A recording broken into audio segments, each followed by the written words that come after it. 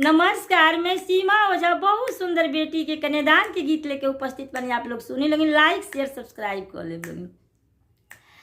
कापेला धोती हो, कापेला पोथी, कापेला कुसावा परास है। कापेला कुसावा परास है।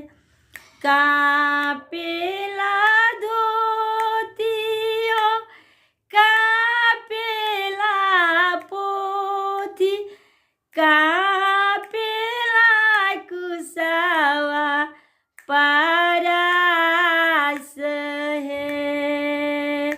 कापेला कुसावा परास है। अरे थोरो थोरो कापेला पापा के मड़ौआ है। कापे मड़ौआ सब लोग है। अरे थोरो थोरो कापेला पापा के मड़ौआ है।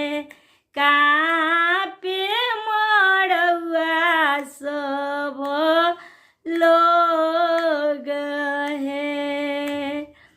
अरे बेटी लिहाले कापिले पापा है कवन पापा, कब हम होइबो भव से पार है।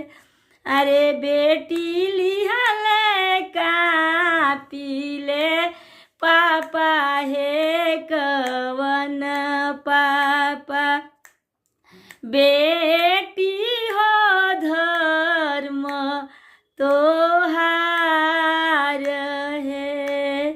अरे